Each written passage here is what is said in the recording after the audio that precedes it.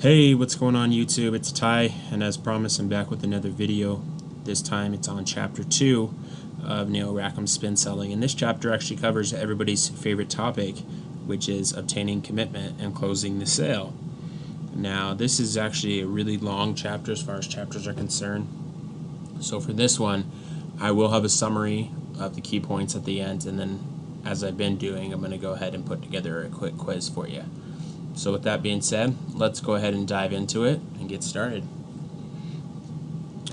So, many writers feel that obtaining commitment or closing is the most important step of a successful sales call or transaction. And it was under this assumption that Huthwaite first began their research studies by placing their focus on finding data that supported this theory with the objective of finding closing techniques were the most successful in large sales. In doing so, they analyzed the traditional closing techniques such as, number one, the assumptive closes. This is assuming the sale has already been made, and for example, this would be saying something like, where would you like it delivered, before the customer has agreed to buy. Alternative closes, and for example, that would be saying something like, would you like it delivered on Wednesday or Thursday, again, before the customer is committed to buying. Standing room only closes, and an example of that is saying, the price goes up next week unless you buy now. Or order blank closes, and that's filling in the customer's answers on an order form even though the buyer has not indicated a willingness to make a buying decision. In addition to these well-known techniques, Huthwaite found a number of more exotic closes such as the sharp angle close, the Ben Franklin, the puppy dog, and the double reverse whammo. Yes, believe it or not, these are names of actual closing techniques.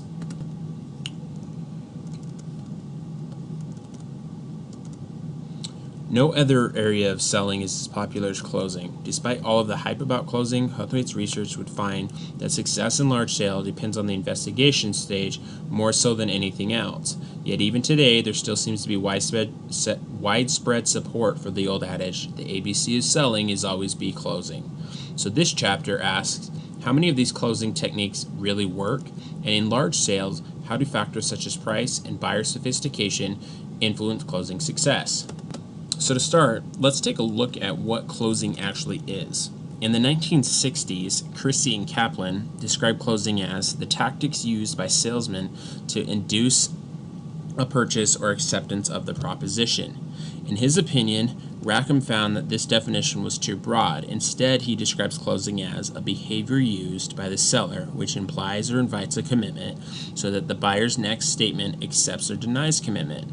In other words, a close is anything that puts the customer in a position involving some kind of commitment. So closing is fertile ground for sales gurus, having been written and talked about more so than any other sales topic, even today. The consensus among sales writers seems to be that closing techniques are highly related to sales success. You should use many types of closes and have many in your arsenal, and you should close frequently during the call. Some things that, let's take a look at some things that sales authors around the same time that Neil wrote this book back in 1988 had said. So J. Douglas Edwards, who is referred to by many as the father of closing, suggests that on average, successful closers close on their fifth attempt, and that the more closing techniques they use, the more successful they're likely to be. Alan Schoonmaker also claims that successful sellers close more often and use more types of closes. Like Edwards, he favors the number 5, claiming you haven't done your job if you quit without asking for the order at least 5 times. In his book, Compelling Selling, Philip Lund advises to close whenever possible, even when you're miles away from the order. Author Ferdinand Mauser takes a more conservative approach, advising to have a considerable number of closing techniques at your disposal so that if one fails, another can be used, until it is hoped one eventually hits the mark. So let's take a look at starting the research. Rackham began his research into closing and sales in the late 1960s. At that time, he admits that the only thing he knew about sales was that it was an interaction between people where money changed hands. So he began talking with salespeople. And as he began to speak with them, Rackham found that the average salesperson could list 4 different types of closes, but was unable to even name one technique for opening the sale or for handling customer objections. Even worse, less than half of the people he interviewed could specify a single technique for investigating customer needs beyond simply asking questions. The group seemed to know more about closing than everything else altogether. So based on his initial talks with these salespeople, Rackham began to believe the hype on closing. It must be the most important skill to sales success, because why else would everybody know about it and not know about any of the other techniques? So the week after his program, where he interviewed the salespeople, he had an appointment with a potential client of his for a research project with whom he'd been talking to for several months. He decided that he was going to try an alternative close, and after using it, the prospect decided to move forward with the project. For over a year after this meeting, Rackham began to close the hell out of everyone, and that's how he put it. Rackham says that he looks back on this with embarrassment, as he now realizes this likely cost him quite a bit of business. So what led him to this conclusion? Huthwaite started their investigation into closing with the clear expectation of finding a strong positive correlation between the number of times the seller closed and their sales success. Their first study took place in a large office equipment firm. To find the success of closers, they traveled in the field with sellers, analyzing how many times they used a closing technique. They took a sample of 190 transactions. From this sample, they took 30 where sellers had closed most often and compared them against 30 where they had closed the least. Much to their surprise at the time, only 11 of the high close calls or transactions resulted in a sale, while 21 of the close calls did so. Rackham reasoned there must be something wrong with their methodology and determined that they couldn't conclude with this study that closing techniques were ineffective. However, as a result of these 190 calls, Rackham began to get some uneasy feelings that he couldn't quantify. He began to notice, as part of that study, a distinct antagonism from some customers, especially from professional buyers, when any closing technique was used beyond simply asking for the order. He talks about in the chapter one instance where he went to a meeting with a salesperson who met with this lady, and she became so upset after he used 4 different closes that she threatened to have them physically removed from the premises if they didn't leave on their own accord. So let's look at attitude problems. At this time, the marketing director from a major chemical company approached Huthwaite, asking them to help with the sales team, whom he feared lacked the right attitude regarding closing. Rackham's team devised a closing attitude scale to compare the attitudes of salespeople with their sales records, hoping to devise a system that could be used to help screen new applicants. It was believed that those that tested higher on this test would have greater sales potential. To find the attitudes of the 38 members of the company's sales team, Huthwaite measured their level of agreement or disagreement with 15 key closing statements, including using what is called a Likert scale. They found that 21 of 38 sellers scored above 50, which they had established as the minimum to be considered favorable. After analyzing these results against their sales numbers, they were shocked. The sellers who were found to have a favorable attitude towards closing were actually below target rather than above it. After seeing the results, the marketing director threatened to fire Rackham unless he could provide something more convincing. During the time of this study, several other researchers such as Martin Fishbein were investigating links between attitude and behavior. Fishbein's results indicated that you can't use attitude in sales to accurately predict behavior, showing that just because you get a high score on the closing attitude scale doesn't mean that you'll actually close more often in sales calls. Huthwaite's studies also began to confirm that the link between behavior and attitude was much weaker than they had originally thought. They began to instead move to watching people in action to directly observe their sales behaviors. It was at this point that Huthwaite was approached by a high-tech company looking to evaluate a training program on closing techniques that it was designing. The company asked Huthwaite to find whether sellers closed more often after the training than before it, and whether or not there was a direct relationship between increased closing and sales success. The group analyzed 86 calls from a group of 47 sellers prior to the training. They went out again with the same sellers after the training. It was found that the sellers did in fact close more often, but that this resulted in decreased sales. And as Rackham points out, he was actually expecting that and was not surprised by these results at this point. So the company tried to reason that any newly taught behavior is awkward and uncomfortable, which must have attributed to these findings. Rackham also reasoned that this was indeed plausible and planned a follow-up after 6 months. However, before the follow-up could take place, the company went through a massive reorganization in its sales force. While searching for a new client, Rackham came across a training company claiming its programs could increase sales results by more than 30%. He reached out to the company and asked them to provide evidence to support their claim. While they couldn't provide hard evidence or any hard data for it, What they did provide was letters from satisfied clients claiming as a result of the training they had seen the 30% increase in results. Because of this, Rackham found a very important clue. All of the clients claiming to have an increase in specialized, or all of them claiming that have an increase in they specialize in small sales, one of which was door-to-door magazine subscriptions. He began to realize that closing puts a psychological pressure on the customer to make a decision. If you're pressured to make a small decision, it's easier to say yes than to have an argument. Due to this, the effect of pressure has a positive effect in sales. However, as the size of the sale increases, the more negatively people begin to react to being pressured. Therefore, the larger the decision, the less effective closing techniques are likely to be. So then came the photo store study. At this point, Huthwaite was approached by a photo store who had just decided to train its salespeople on closing. One manager who had actually attended one of Rackham's seminars in which he had spoke skeptically on closing was the one who reached out to him. He was against the training and brought in Huthwaite to secretly test whether or not it was going to be effective. Rackham points out that it's never ideal to have a client who asks you to prove their preconceptions right. Due to this, he said he normally would have avoided this assignment as a research study, but that it provided a perfect opportunity to test his previous findings that he simply couldn't turn it down.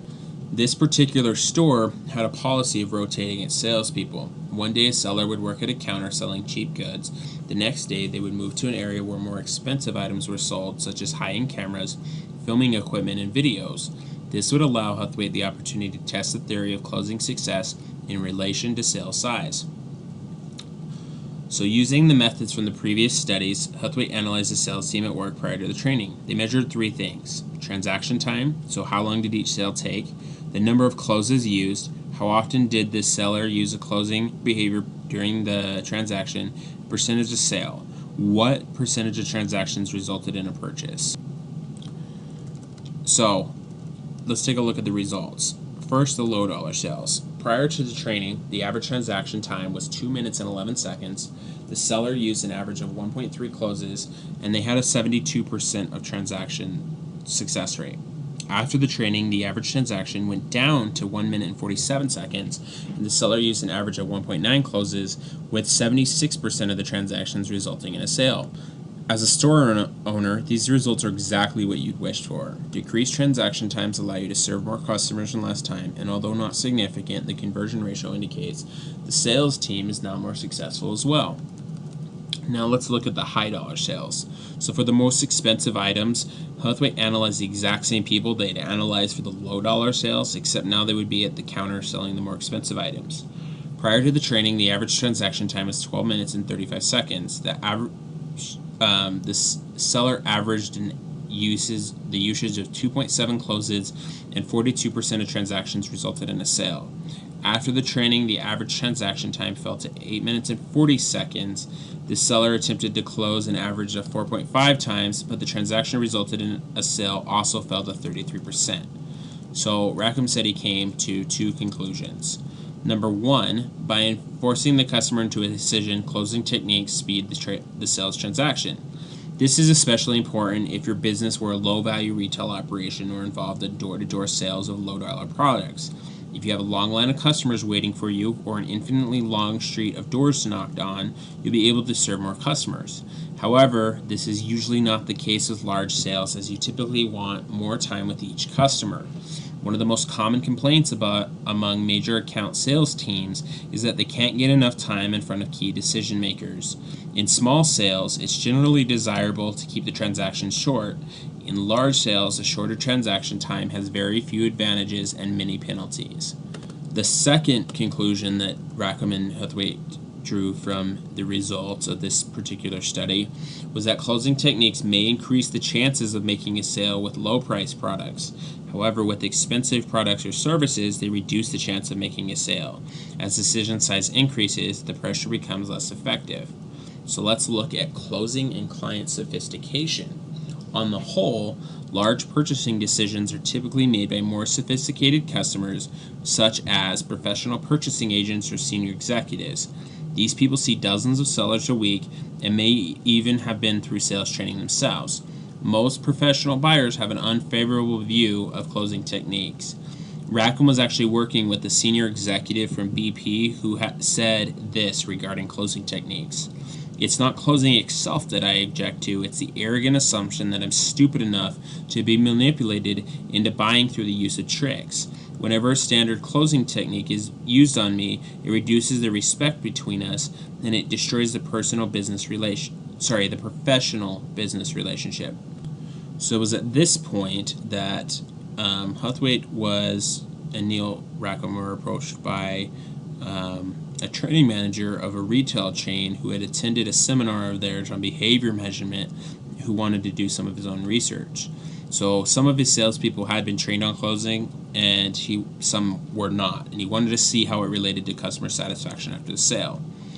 As part of the study, he and his team followed up with 145 customers 3 to 5 days after their sales transaction and asked them to rate their satisfaction on a 1 to 10 scale with the goods purchased, as well as the probability that they would return to the same store if they were to purchase similar goods in the future. The results found that the sellers who had been trained in closing scored a 5.8 out of 10 in customer satisfaction and a 5.2 out of 10 for likelihood to return. The sellers who hadn't been trained in closing techniques scored 7.7 out of 10 in customer satisfaction and 7.9 out of 10 in likelihood to return. As a result of this, so Rackham he kept doing these studies, and he collected the data on them for several years, but was very reluctant to share his findings with people. This was due to the fact on the few occasions that he did, he received a less than positive reception. Everybody seemed to have this solid understanding that closing, it was the way to make sales and to convert sales, and that there wasn't another way. So his primary concern was that it didn't seem possible that he was right and so many others were wrong when it came to closing.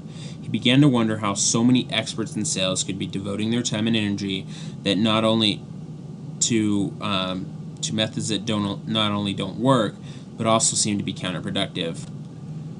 So what makes a compulsive closer? Rackham was conducting a seminar with California management consultant Roger Harrison when the answer came to him. As Roger was speaking on ineffective behavior patterns and their causes, he explained that sometimes people continue to do things that don't bring results, all the while believing that what they're doing is effective. He went on to suggest that there's only 2 reasons why people continue to behave in an unsuccessful way. Either they're crazy or there's something in their environment that's rewarding or encouraging the ineffective behavior. It was at this point that Rackham realized that closing receives the most attention of any sales technique because it is the most immediately rewarded sales behavior. Somebody pitches a close, and if the person decides to buy, they buy it, and so they have the misconception that, oh, that close is what made the sale, when typically that's not the case. So he began to think back to his own sale that we mentioned earlier, in which he pitched the alternative close, in which he thought that it was the cause of that resulting in an order. Like so many others before him, he quickly attributed that success of the sale directly to the use of the closing technique.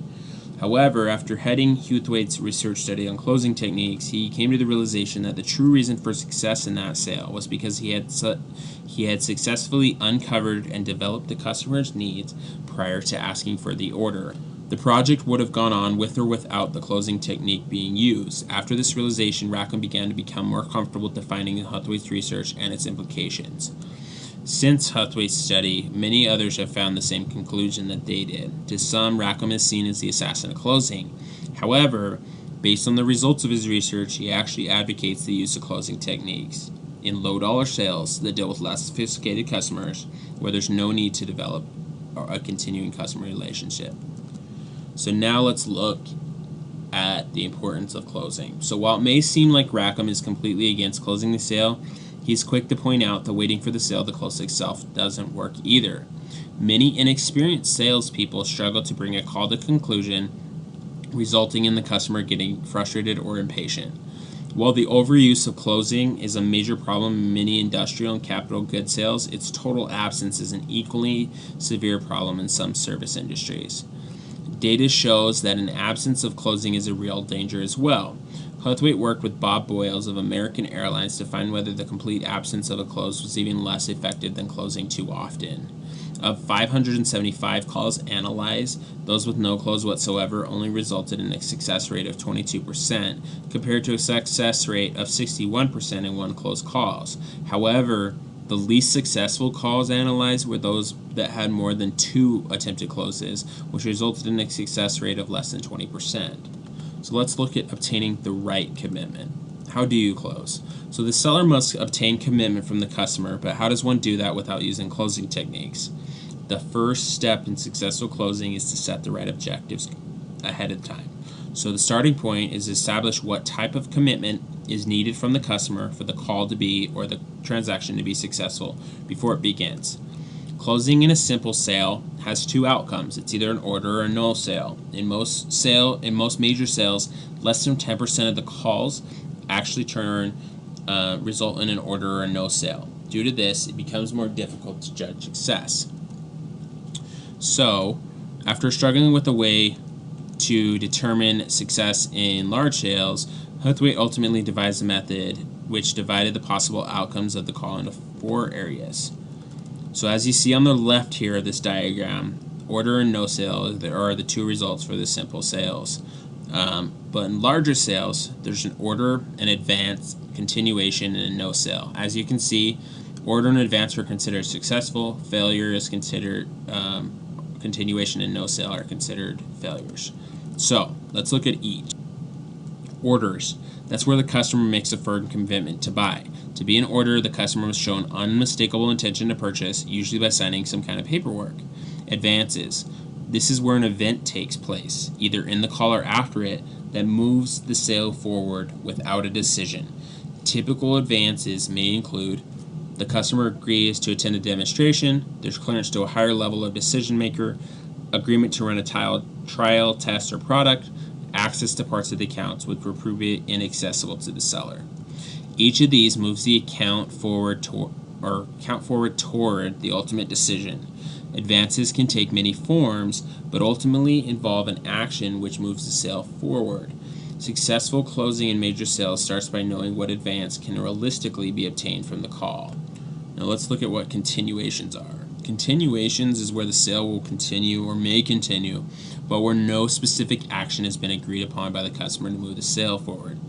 These calls don't result in an agreed action, but also don't come with a no from the customer. So some typical examples of them would be, thanks for coming, come visit us again when you're in the area. Oh, that was an impressive presentation, let's meet again sometime. We like what we saw and we'll be in touch if we need to take things further.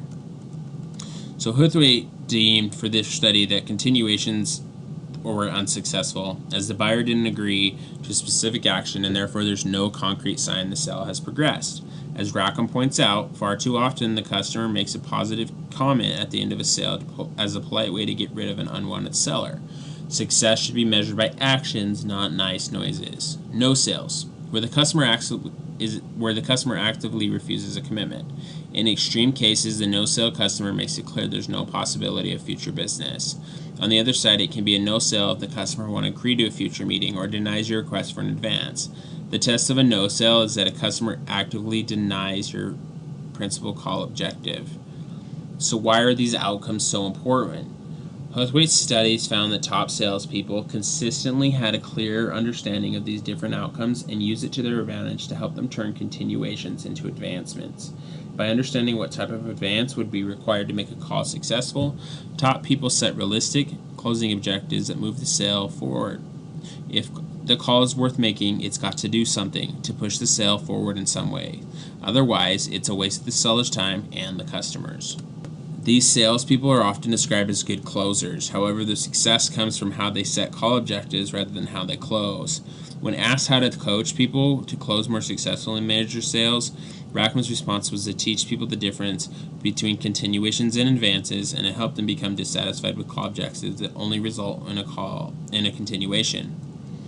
Now let's look at setting call objectives. The secret to strong closing in major account sales is to question your objectives ruthlessly. Don't settle for objectives like to collect information or to build a good relationship. While these are certainly important parts of a successful call, they just aren't enough as an objective. They don't move the account forward and lead to continuations rather than advancements. They may also lead you to close for the wrong objective.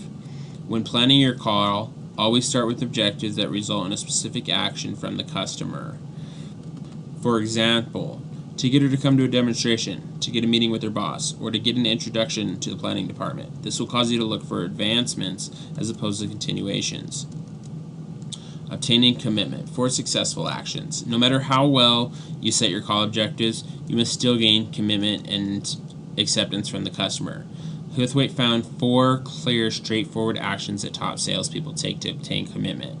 So let's go through those really quick. The first is preliminaries, the second is investigating, the third is demonstrating capability, and the fourth is obtaining commitment. As you can see, and as we mentioned earlier, the investigating stage right here is where successful sellers put their main effort and where most of the time should be spent. So number one, giving attention to investigating and demonstrating capability. Successful salespeople give their primary attention to investigating and then demonstrating capability stages. Unsuccessful sellers tend to rush to the investigation stage, and as a result, don't take time to uncover, understand, and develop the needs of their customers. You won't obtain commitment from the customer in the large sale unless the customer perceives a need for what you offer. The most successful sellers Huthwaite analyzed were the ones who did an outstanding job of building needs during the investigation stage. As a result of the questions they asked, their customers realized an urgent need to buy. If you can convince buyers they need the product you're selling, they'll often close the sale for you. Number 2, checking that key concerns are covered. In large sales, both the product and the customer needs are likely to be complex. As a result, there may be areas of confusion or doubt in the customer's mind as the point of commitment nears. Huthwaite found that the most successful sellers took the initiative to ask the buyer whether they have any additional needs or concerns that need to be addressed before moving forward. This is in contrast to less successful sellers who attempt to go ahead and move forward with closing, which is oftentimes responded to with an antagonistic response from the customer. Number 3, summarizing the benefits. Large sales may take several hours to cover a wide range of topics.